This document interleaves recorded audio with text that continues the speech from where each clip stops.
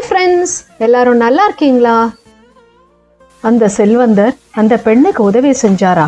வாங்க இப்ப பார்க்கலாமா? மன்னித்து விடு பெண்ணே, அடமானம் இல்லாமல் நான் எதுவும் தருவதற்கில்லை என்று செல்வந்தர் கூற, அந்த பெண் சற்று யோசித்துவிட்டு, ஐயா, உங்களுக்கே தெரியும், உங்கள் வாயாலேயே ஒப்புக்கொண்டுள்ளீர்கள். நானும் என் தந்தையும் ஆங்காங்கே பல்வேறு அறச்செயல்கள் செய்திருக்கிறோம் என்று. தங்களின் மாளிகை முன்பு இருக்கக்கூடிய ஊர் பொதுக்குளம் கூட அடியேன் கட்டியதுதான். இந்த நீரை தினமும் ஆயிரக்கணக்கான மனிதர்கள் பயன்படுத்துகிறார்கள். ஏன், விலங்குகளும் இந்த நீரை பருகுகின்றன. இவையெல்லாம் புண்ணியம் என்று நீங்கள் அறிவீர்கள் அல்லவா? என்றாலும் இந்த பொதுக்குளத்தையும் எதையும் எண்ணி அடியேன் அமைக்கவில்லை. இருப்பினும் எனக்கு உடன்பாடில்லை என்றாலும் நீங்கள் கேட்பதால் சொல்கிறேன். இந்த திருக்குளத்திலேயே நாளை காலை சூரிய உதயத்திலிருந்து யாரெல்லாம் நீர் பருகுகிறார்களோ அதனால் அடியேனுக்கு வரக்கூடிய புண்ணிய பலன் முழுவதையும் உங்களிடம் அடகு வைக்கிறேன். 5 லட்சத்திற்கு உண்டான அசல் வட்டிக்கு சமமான புண்ணியம் எப்பொழுது உங்களிடம் வந்து சேருகிறதோ அப்பொழுது அடியேன் தங்களிடம் பட்ட கடன் தீர்ந்ததாக வைத்துக் கொள்ளலாமா? அல்லது அதனையும் தாண்டி நான் தர வேண்டுமென்றாலும் தருகிறேன் என்று கேட்க, அந்த செல்வந்தர் சிரித்துக்கொண்டே, பெண்ணே, ஏதாவது ஒரு பொருளைத்தான் அடமானம் வைக்க முடியும், பாவ புண்ணியங்களை அல்ல. ஒரு பேச்சுக்கு நீ கூறியபடி நீரை பருகுவதால் ஏற்படும் புண்ணியம் என் கணக்கிற்கு வருவதாக வைத்துக் கொண்டாலும் புண்ணியம் அரூபமானது, கண்ணுக்கு தெரியாதது. உன் கணக்கிலிருந்து புண்ணியம் என் கணக்கிற்கு வந்துவிட்டது என்பதை நான் எப்படி அறிந்து கொள்வது என்று கேட்கிறார். ஐயா, அது மிக சுலபம். கட்டாயம் நீங்கள் புரிந்து கொள்ளும்படியான ஒரு ஏற்பாட்டை செய்கிறேன். என்னுடன் வாருங்கள் என்று அந்த செல்வந்தரின் வீட்டிற்கு எதிரில் உள்ள குளக்கரை அழைத்துச் செல்கிறாள். அங்கே குளக்கரையில் கருங்கல்லால் ஆன சிவலிங்கத்தை காட்டி, எம்பிரானே, அடியேன் செய்த அறக்காரியங்களை சொல்லி காட்டக்கூடாது. என்றாலும் கடனிலிருந்து தப்பிக்க இந்த அபவாதத்தை செய்கிறேன். ஈசனே, இந்த திருக்குளத்தின் அடியில் நீ இருக்க வேண்டும். எப்பொழுது அடியேன் கணக்கிலிருந்து அசலும் வட்டியுமாக புண்ணியம் இந்த செல்வந்தரின் கணக்கிற்கு செல்ல சேருகிறதோ அப்பொழுது நீங்கள் மேலே வந்து மிதக்க வேண்டும். ஈஸ்வரா என்று கூறி பலமுறை பஞ்சாட்சரம் கூறி வணங்கி அடியாட்களின் துணை கொண்டு அந்த சிவலிங்கத்தை கடினப்பட்டு தூக்கி திருக்குளத்தின் நடுவே இடுக்குகிறாள். சிவலிங்கம் நீரின் அடியில் சென்று அமர்ந்து விடுகிறது. பிறகு அந்த செல்வந்தரை பார்த்து, ஐயா, நீரின் உள்ளே இருப்பது வெறும் கல் என்று எண்ணாதீர்கள். சாக்ஷாத் சிவபெருமான் தான் உள்ளே இருக்கிறார். நாளை காலை சூரிய உதயத்தில் 6 மணியிலிருந்து கணக்கு வைத்துக் கொள்ளுங்கள். யாரெல்லாம் நீரை பயன்படுத்துகிறார்களோ எத்தனை காலமாகுமோ எனக்கு தெரியாது.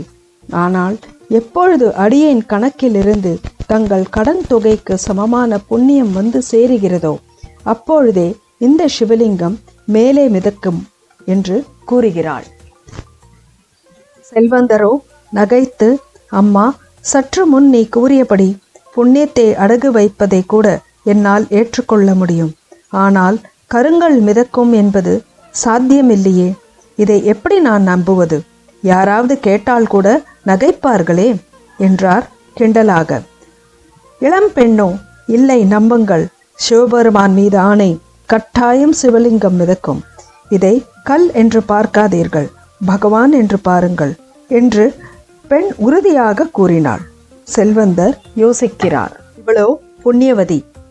நம்மை சுற்றி ஊர் மக்கள் வேறு இருக்கிறார்கள். வாதம் செய்து பணம் தர மாட்டேன் என்றால் நம் புகழுக்கு களங்கம் வந்துவிடும். மேலும் இவள் கேட்பது மிக சிறிய தொகை. அது மட்டுமில்லாது இவள் கூறுவது மெய்யா பொய்யா என்பதை சோதிக்க நமக்கு இது நல்ல தருணம். ஒருவேளை சிவலிங்கம் மிதந்தால் இவள் புண்ணியவதி என்பதை நானும் ஊரும் உணர வாய்ப்பு கிடைக்கும். மாறாக நடந்தால் இவள் செய்வது வீண் வேலை என்பதை நிரூபிக்க ஏதுவாக இருக்கும் என்று எண்ணி அவள் கேட்ட தொகையை தருகிறார். அதை பெற்றுக்கொண்டு வீடு சென்று யார் யாருக்கு தர வேண்டுமோ அவற்றையெல்லாம் திரும்பி தந்துவிட்டு, இறைவா, உன்னை நம்பித்தான் இந்த பெரும் தொகையை கடனாக வாங்கியிருக்கிறேன், என்னை கைவிட்டு விடாதே என்று வேண்டிக் கொண்டு நிம்மதியாக சிவனை நினைத்து உறங்கச் செல்கிறாள். இங்கே செல்வந்தரோ அவசரப்பட்டு விட்டோமோ, ஏமாந்து பெருந்தொகையை கொடுத்து விட்டோமோ என்று உறக்கம் வராமல் எப்பொழுது விடியும் என்று பார்த்து விடிந்ததும் சில வேலையாட்களை ஏற்பாடு செய்து, நீங்கள் குளக்கரையில் ஆங்காங்கே அமர்ந்து கொண்டு கையில் ஒரு ஏடும் எழுத்தாணியும் வைத்துக்கொண்டு ஒரு தினம் எத்தனை பேர் நீர் அருந்துகிறார்கள், எத்தனை பேர் நீரை எடுத்து செல்கிறார்கள், மறுகரையில் எத்தனை விலங்குகள் நீரை பருகுகின்றன என்று குறித்து கொண்டே வாருங்கள். எத்தனை காலமாகும் என்று தெரியவில்லை, ஆனால் தினமும் நீங்கள் கணக்கு எடுக்க வேண்டும் என்று ஏற்பாடு செய்துவிட்டு அன்று விடிந்ததும் வீட்டின் மேல் விதானத்தில் அமர்ந்து கொண்டு குளக்கரையை பார்வையிட துவங்குகிறார். விடிந்து காலை மணி 6 ஆகிறது. காசி விஸ்வநாதர் கோவிலுக்கு சொந்தமான காளை ஒன்று குளத்து நீரை அருந்திவிட்டு மறுபக்கம் செல்கிறது. அவ்வளவுதான். குபு குபு என தூப தீப சாம்பராணி குங்குமம் சந்தன மணத்தோடு மேளத்தாளத்தோடு உடுக்கை ஒலிக்க எம்பெருமான் சிவலிங்கம் மேலே வந்து மிதக்கிறார். அவ்வளவுதான். அந்த செல்வந்தருக்கு உடம்பெல்லாம் நடுங்கி நிலை குலைந்து தரையில் அமர்ந்து விட்டார்.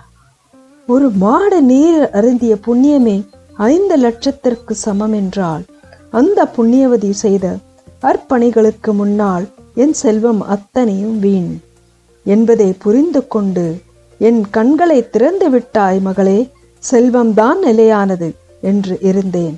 அப்படி இல்லை என்பதை பரிபூர்ணமாக உணர்ந்து கொண்டேன். எம்பெருமான் மிதக்கிறார், எல்லோரும் வந்து பாருங்கள் என்று கூற ஊரே சென்று பார்த்தது. அதன் பிறகு தன் செல்வம் முழுவதையும் அந்த பெண்ணிடம் தந்து அந்த பெண்ணை தன் பெண்ணாக தத்தெடுத்து கொண்டு தானும் கடைசி வரை தர்மம் செய்து வாழ்ந்தார். தர்மங்களை செய்கிறோம், இருப்பினும் நம் வாழ்க்கை சிறக்கவில்லையே.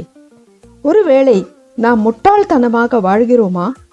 மற்றவர்கள் எல்லாம் மிகவும் சாமர்த்தியமாக வாழ்கிறார்களே, நாமும் அதுபோல் வாழவில்லையே, தனத்தை சேர்க்கவில்லையே என்ற எண்ணம் வரும்பொழுதெல்லாம் இந்த சம்பவத்தை நினைவு கூர்ந்தால் மனதிற்கு கட்டாயம் உற்சாகம் கிடைக்கும்.